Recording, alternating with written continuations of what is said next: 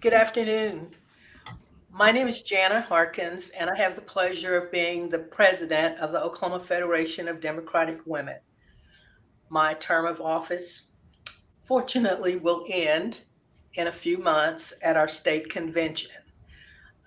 One of the things that has been a highlight of the 4 years of me serving as the state president is the opportunity that I've had to showcase different issues that are important not just to Democratic women, but to all women. Uh, when we talk about women's rights, this is not a partisan issue. This is a human rights issue that we should all embrace. And while we're with most of us are affiliated with the Oakland Women's Clubs, I hope that there are libertarians, independents, Republicans joining us on this call today on this 50th anniversary of the passage of the Roe versus Wade, a woman's right to choose. During our state convention last year, and then also the year before, we passed resolutions in support of a woman's right to choose. And to start our discussion today, I'm going to start with reading the whereases in those particular resolutions. But then after then, I will introduce myself, followed by introductions by our panelists. We do have a couple of other panelists that will be joining us a little bit later in the broadcast. I encourage you to include any questions that you have in the Facebook Live, or we're also broadcasting to our YouTube channel. So you will be able to find not this particular broadcast on YouTube and on Facebook Live. So if you enjoyed what you hear today, please do not hesitate to share that information with your friends and family, because the more people that we have understanding that women's rights are human rights, they're not partisan. We must all work together to ensure that our rights are not further eroded. And so now to the resolution. Whereas the United States Supreme Court decision Roe versus Wade, published on January 22nd, 1973, affirmed that the United States Constitution safeguards a woman's right to make her own medical decisions and should not intrude in the most private and personal family matters. And whereas reproductive freedom is vital to a woman's health, economic security, and the ability to participate equally in society. And comprehensive reproductive health care includes safe abortion, is a vital component of a woman's overall health. And whereas any regulation or medical care should have a legitimate purpose and, if possible, be enforced in a way that increases rather than decreases access. And whereas a time sensitive essential surgery should be exempt from restrictions during health emergencies. And whereas in the 2016 landmark decision, Whole Women's Health versus Hellerstedt, the Supreme Court reaffirmed a woman's constitutional right to access safe legal abortion, confirming more than 40 years of precedent. A woman's right to access safe legal abortion without burdensome restrictions imposed by a state is at stake across the country. And whereas Oklahoma has some of the most restrictive abortion laws in the country, a patient must receive state directed counseling that include information designed to discourage the patient from having an abortion and then have a 72-hour waiting period. That was in 2022 that we adopted this regulation. We know that this is not the case. We know that Oklahoma was the first state to enact total restriction on abortion access. And since the time that they implemented these trigger laws, these heartbeat laws. Then we have the Dobbs decision that came down less than 7 months ago that totally restricts a woman's right to an abortion and leaves it up to the states. And then, of course, Oklahoma's trigger law went into effect. So that's what we're dealing with now, is not only the fact that the Supreme Court has ruled that women don't have access to abortion. The most onerous of all of this is the fact that the Oklahoma legislature and our Governor Kevin Stitt, have instituted these trigger laws that make abortion access totally unavailable, except for with the women's health is at or life is at stake, life-saving measures. So, without going on a little bit further, my name is Jana Harkins. As I said, I am the grandmother of 6 beautiful young women. I am the great grandmother of a preteen young woman. And that's why this issue is so important to me. I want my granddaughters, my great granddaughters, my nieces, all young women to have the same right and access to safe and legal abortion that I had as a young woman, as my sisters and all of our friends had. I'm old enough that I remember pre-Roe and the heartache and the heartbreak and the lives lost because of government interference. So, without further ado, I'd like to pass the baton to Nancy Presnell and then on to Betty Rector for introduction. Hi, I'm Nancy Presnell. I'm president of the Garfield County Democratic Women. It's very nice to be here, and thank you for the invitation, Jana. Thank you, Nancy. Betty? I'm Betty Rector. I am president of the Tulsa County Heart of the Party. And I, like you, Nancy, I very much appreciate the invitation, and I'm looking forward to the conversation today. Thank you. Well, as I said, this is an important me personally, but then also as the president of the um, Oklahoma Federation of Democratic Women, it is also important to me to make sure that we have access to the information, that we have provide the information to our activists so that they can contact their legislators and work with us to hopefully overturn some of this restrictive regulation. Debbie Hope Downing has joined us. Debbie, we're just finishing with a few introductions. So if you would like to introduce yourself and share any information at this time that you would like. Debbie Hope Downing. I'm from Oklahoma City, past president of OFDW, and an activist, volunteer in many campaigns, and works a lot in different education circles. I'm a retired educator also, so definitely is a high priority, as well as women's issues. Thank you, Debbie.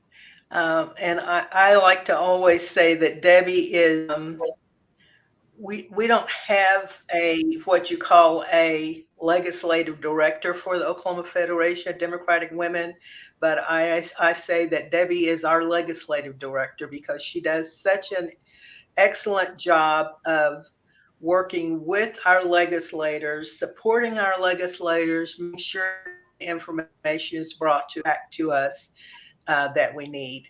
We've also have Miss Moore has joined us. So we're just doing, it looks like she's fading out.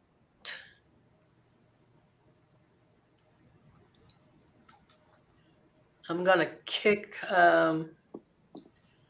I'm going to go ahead and kick her out so she can come back in.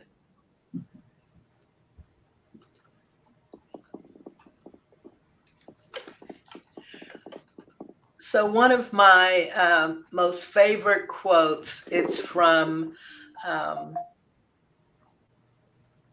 Congresswoman Shirley Chisholm in her book, Unbought and Unbossed. And what she said is that no matter what men think, abortion is a fact of life. Women have always had them, they always have, and they always will. Are they going to have good ones or bad ones? Will the good, will the poor women go to quacks? And that was Congresswoman Shirley Chisholm. She was a Democratic congresswoman, the first from the state of New York, back at the time that Roe versus Wade passed. She was a founding member of the National Women's Political Caucus. I see Miss Moore has come back. So Melody, would you like to just give us a brief introduction of yourself, please? You're muted.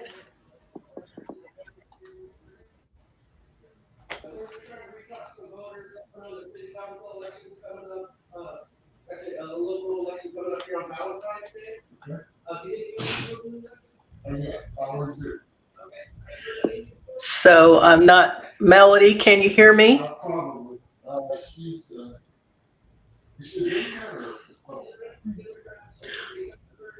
I'm voting for Amy.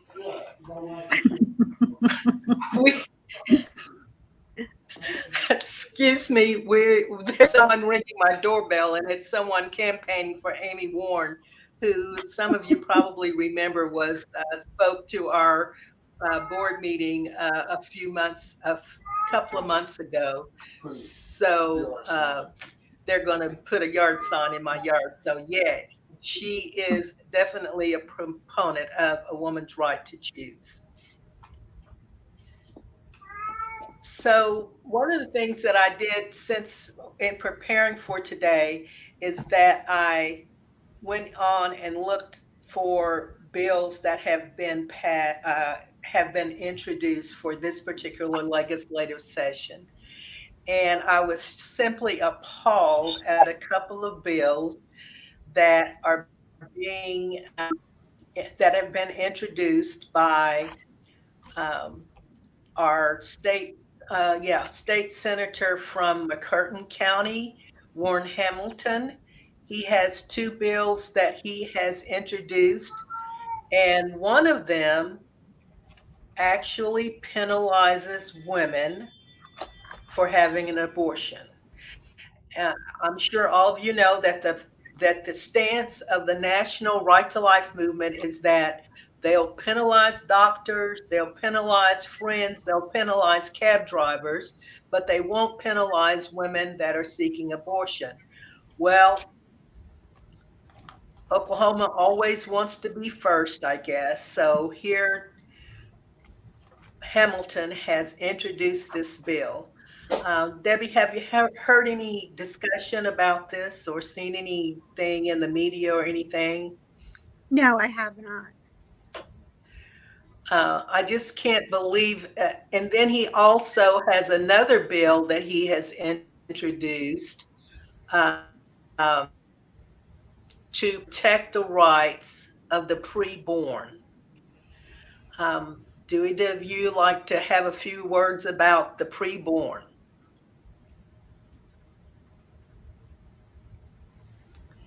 I find that extremely annoying. And I mean, like, we're women, we're born, we've been here for what, 15, 18, 20, 50, 70 years.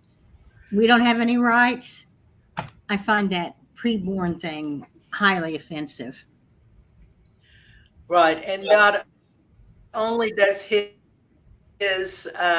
bill talk about the rights of the preborn, but he says that it's a right that is not a constitutional right, but that it's a right given under God. Um, Okay, so I, that's the I issue. find that so. Right. I think that is the issue. Um, and I know I live in the Bible Belt and I am a Christian, but I also know that we live in a multicultural world, and our country is multicultural as well. And I just find it really offensive, even as a Christian, I find it offensive that some Christians feel that their religious beliefs trump mine or another woman's rights. Mhm. I I don't think that it is. I just think that religion needs to get brought out of this conversation, and yet I'm I'm also of the age where I can tell you I remember when John Kennedy was running for president. And although I was very young, I remember listening to my parents and grandparents talking about the dangers of having a president who's going to answer to the Pope. And that, um, this president wasn't going to be for the American people, he would be a puppet for the uh, Catholic Church's Pope. And I mean, that was real. That was a very real fear. People did not want to have a Catholic president. Um, so, we lived through that. John Kennedy didn't, but we lived through that part of it. But I do find that religion should not be brought into this conversation at all. And like you said, Nancy, the woman's life also is important, and a seed of a life shouldn't trump the life of an existing, breathing, functioning woman. And Betty, I agree with that And completely. you And know oh, I'm the sorry. Go right ahead, Nancy. Oh, I'm sorry. I was just going to say I agree with what Betty said. And then also for everyone, every person who says that the preborn's right, so-called right is given by God, I can find a respected, legitimate theologian who will argue otherwise. That will argue that the women have a right. Mhm. So, but I Right. agree And with you know the you. thing in my Bible, they talk about when they talk about the preborn, well, they really don't. They it's called a quickening. You those of you that are Christian that have studied the in Sunday school, they talk about the quickening, talk about Sarah and her quickening and her, and all these things. This is not, they have no rights. Mhm. The preborn should not have any rights. And I will, let's see if Miss Moore is going to be able to join us. It looks like she may be. No, she went back out again. Um, This morning, Vice President of the United States, Kamala Harris, spoke regarding Roe in Florida. And she said, "Can we truly be free if a woman cannot make decisions about her own body?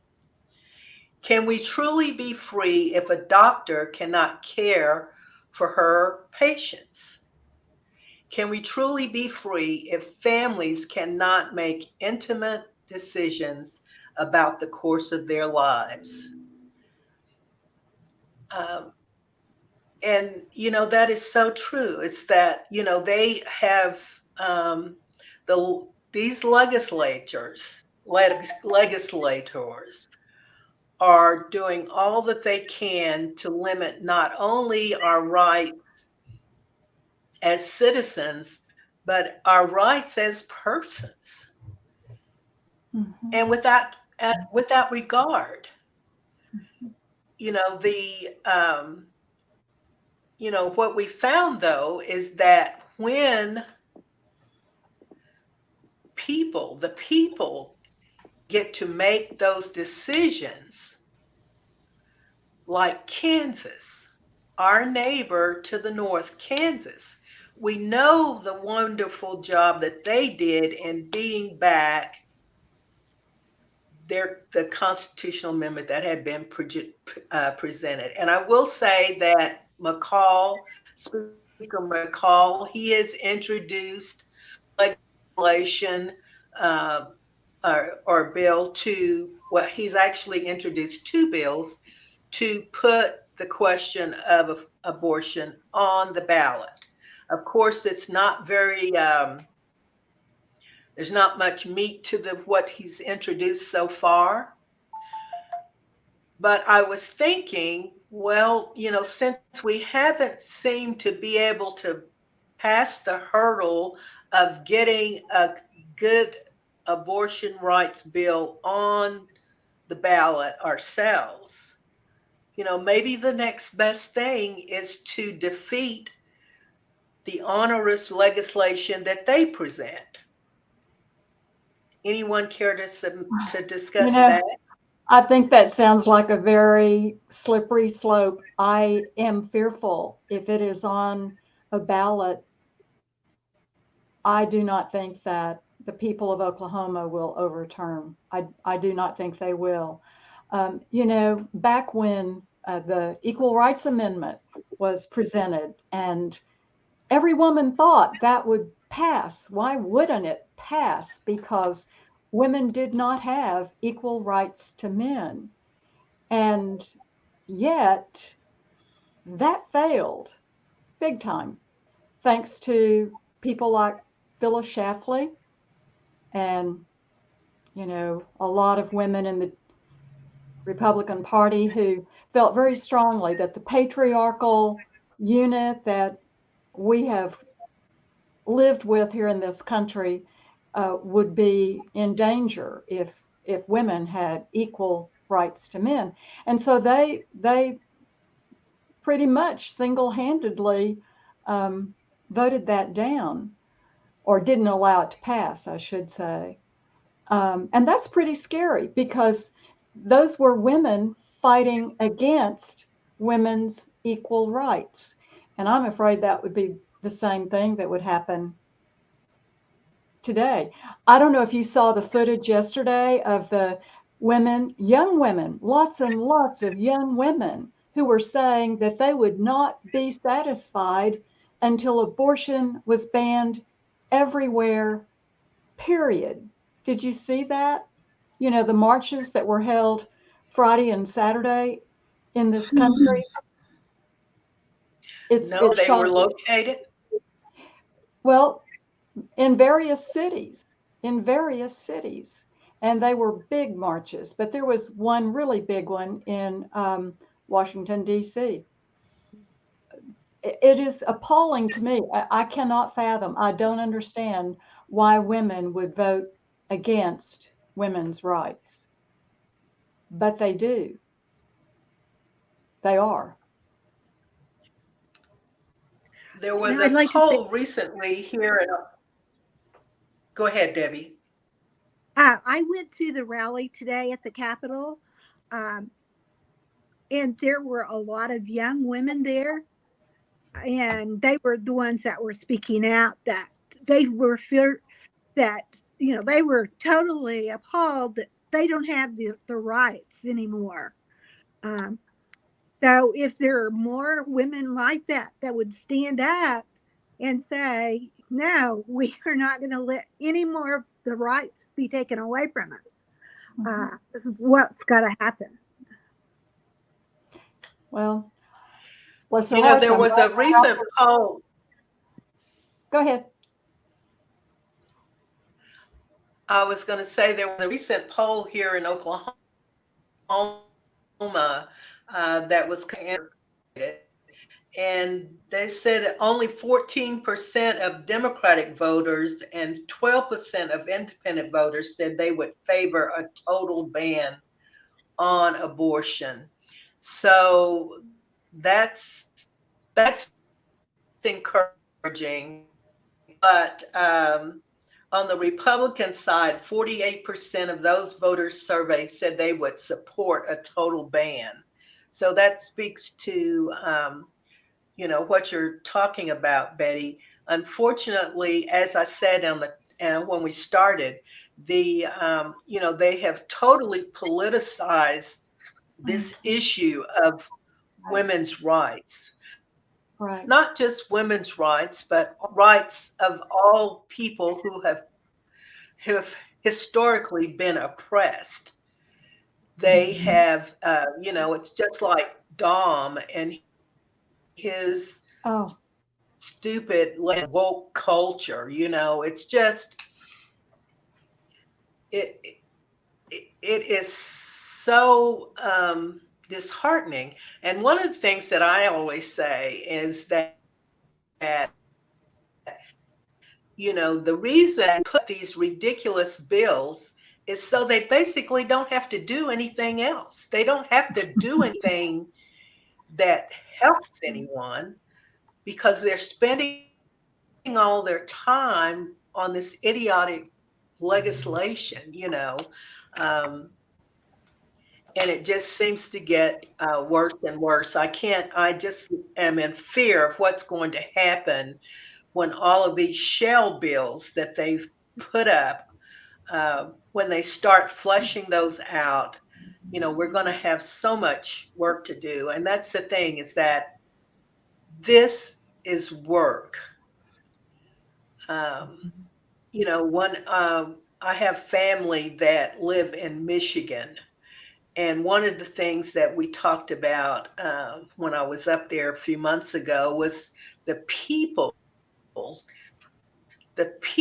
behind the ordinary people who were going around getting those initiative petitions signed and actually putting themselves in some pretty precarious situations sometimes, because while the Republicans want to talk about this woke culture, this culture that has raised its ugly head since Donald Trump began running for the presidency and has persisted for now almost 10 years, that continually gets worse, of people infringing and projecting their hate and venom on women, on persons of color, on working people.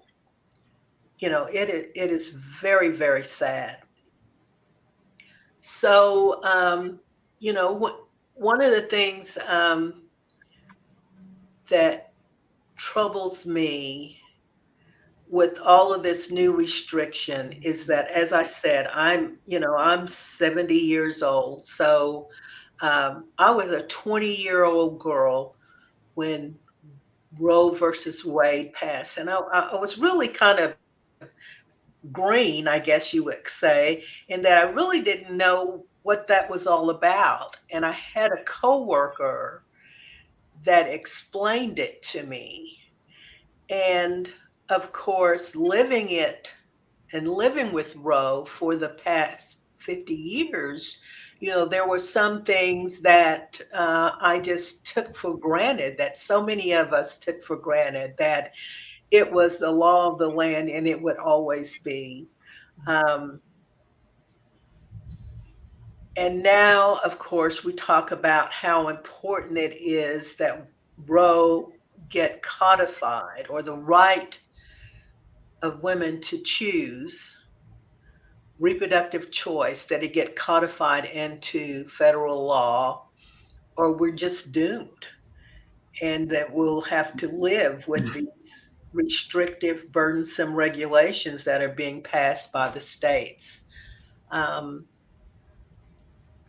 I know I can remember my grandmother talking about young girls um, at the black school in Hartshorn, Oklahoma, at Phyllis Wheatley. There was a big, like a 5 or 6 foot rock fence. And she told us about how the young white girls would come down there at night and jump off of that rock fence to terminate their pregnancies. And she said it was so sad because then they would, they would find out in the news or something that, you know, sometimes they didn't make it. They infection rather than terminate the pregnancy. And so then they would read that, some young girl had died. And of course, it didn't say because she was pregnant, but they knew because they had seen um, these Mhm. tragedies taking place. And I think probably all of us are of the age that we could share similar stories. Uh, Young girls who were um, had to carry births to term. They could not have access or did not have access to abortion. So I'm sure that some of you may have similar stories. Jana, this might be a good time for me to relate what you and I talked about earlier, because I was one of the people. I came of age pre-Roe, and my town of Enid, Oklahoma, has an Air Force base, pilot training base, and I dated a student pilot. Then he got shipped off to Vietnam, and then I found out I was pregnant, and I could not get an abortion. And I ended up, well, actually, along the way somewhere, I tried to kill myself, which luckily that didn't work. But I ended up having to sign myself into voluntary foster care and go to another town and be in foster care, which they were very nice to me. But the care I got, I think I spent one night in the hospital. This was in 1970. And then I had to sign my son over to the state and sign a permanent relinquishment of parental rights. Anyway, he's 52 years old now. I have no idea what happened to him, where he is, but the experience of being treated like a dadgum incubator was the most demeaning thing that has ever happened to me in my entire life. The only good thing that came out of it was it taught me what it feels like to be one of the disenfranchised. And I carry that knowledge with me, and it helped make me who I am today. But it was a world back then where of desperation and fear and just absolute terror and shame. And um, I was one of the lucky ones because I stayed healthy throughout. I have a friend who she didn't have to jump off a rock, but she self-induced an abortion, and she never was able to have kids after that, which was a heartbreaker because she always wanted to have kids. And I don't know anybody that died, but the horror stories about coat hangers, they're all real. They're all real. Anyway, I determined that I would never, if it was in my power, I would never allow another young girl to go through what I went through. And anyway, a couple of years after my experience, then Roe came along, and I thought, oh, thank God. So I never talked about it again until they overturned Roe. And then I thought, well, I've got to tell about this and tell what happened to me and others, because maybe that'll change some minds. Maybe that'll wake some people up and see what it's like to not have control over your own body and be treated like an incubator. But anyway, that's it's demeaning. It's just not right. I was very happy recently to be able to contribute to a kind of an underground railroad situation to get a teenager to Kansas to have her pregnancy terminated. And I will continue to help to do that every opportunity I get. Anyway, that's all I had to say about that. Thank you. You're welcome. Thank you. Well, thank you for sharing with us, Nancy. Um, I will say, I don't know this, you say it's an underground railroad, so I don't know if there's any, if you could let us know so that, I know that I would like to contribute to those efforts.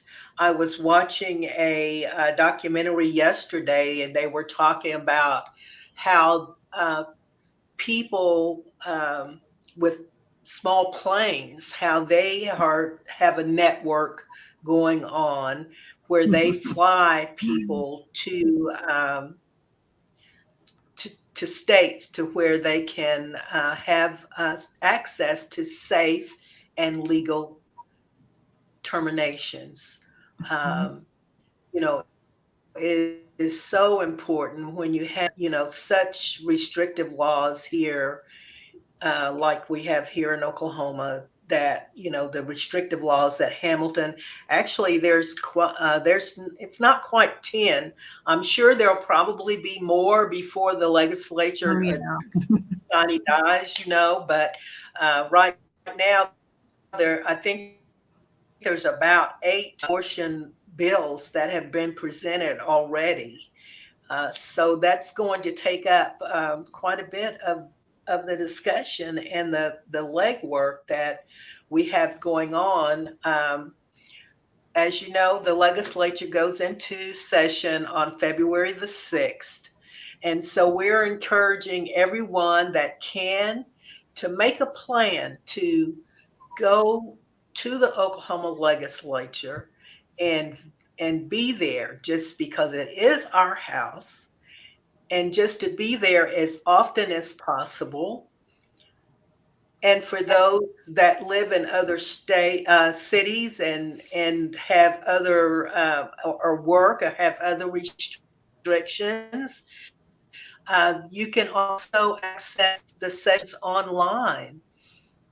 But the main thing is that you reach out to your legislators. You can do that now before the session ever starts. If you find out about a, a bill that is burdensome, that is restrictive, that is discriminatory, we encourage you to contact the governor, the speaker pro tem, the the head of the Senate and the House, and let your voices be heard, to contact the committee chairs, um, and just take every opportunity to make them know that this is not okay, that we are not okay with the direction that our state is going. We can be like Kansas, we can be like California, even Vermont. They talk about the East Coast. Well, we're not East Coast, we're not West Coast. Michigan is in the middle of the Rust Belt. They turned out to support a woman's right to choose. Montana, Kentucky, right now Kentucky is going. They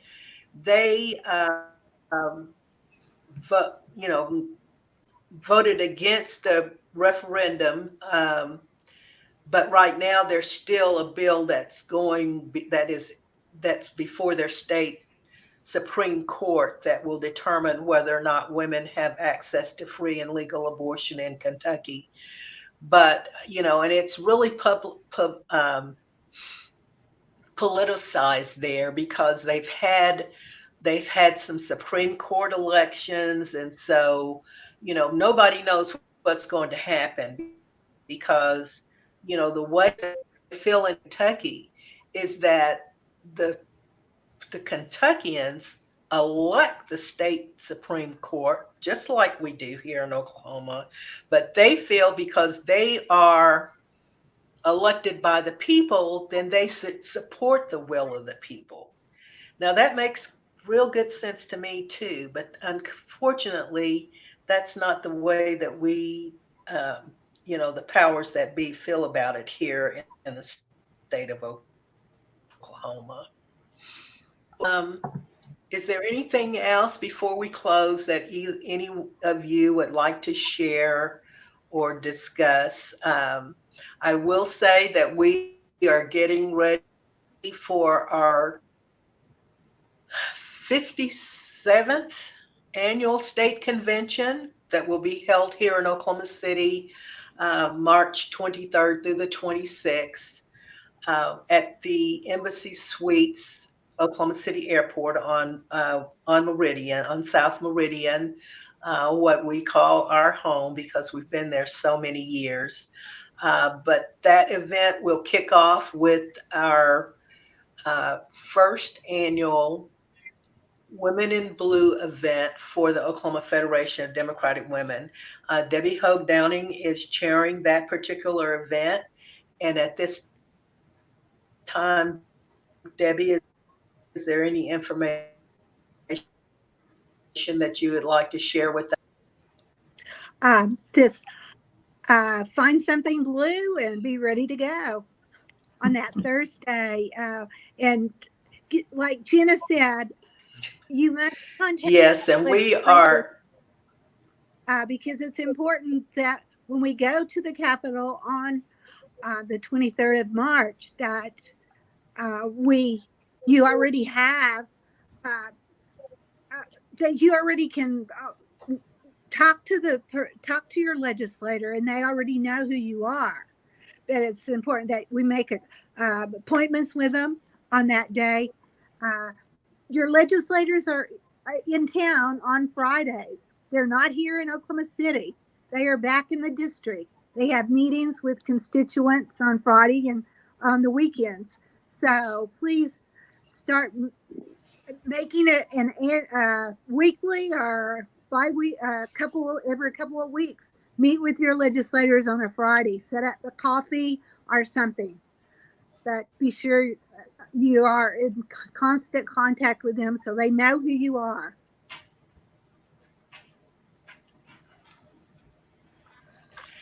Yes, and I will say that we won't be having a march, Shantae. We are going to have it will be a lobby day, and further information will be coming out. But we look to start at 9 o'clock on Thursday, March the 23rd, and we do have a room where we will start out.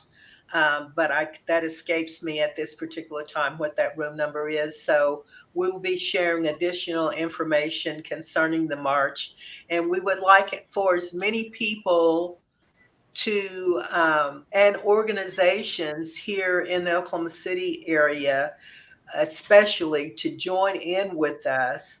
Of course, the Oklahoma Federation of Democrats for the state that will be coming in for our convention, and we're hoping that they will be coming in early to join us for our lobby day. The Women in Blue is a program of the National Federation of Democratic Women, and they have been meeting they normally have a event in Washington, D.C. Uh, that was pre-COVID, and I'm pretty sure they're going to have an in-person event again this year, but I have not heard when that particular event will be held. Debbie, have you heard yet when the Not the National Women in not Blue? the date. It's supposed to be sometime in March, and there still is discussion whether that will be in person. So I don't think that decision's definitely been made. Okay, great. I was a little bit concerned with us moving our state convention up to this that we might bump heads with the National Women in Blue event. We do have a state meeting later on tonight. So if they share any information with regard to the Women in Blue, or in addition, our national convention is going to be in New Orleans this year in June, June 8th through the 9th, 8th through the 10th. What I call in driving distance. So I always like when the national conventions are in driving distance because that means that we could probably get more of a delegation to attend from Oklahoma. So, any closing remarks from anyone? Jana, I would just like to make a statement. If there's anybody out there who would be interested in helping with our Underground Railroad, and it's all one of these nobody knows everybody else's name kind of thing, but just shoot me a message and I can get, you know, I can let you know the next time somebody's in trouble and needs our help. Thanks. Thank you, Debbie. Betty, Betty, any closing remarks? No, I thoroughly enjoyed the conversation, though. Thank you all.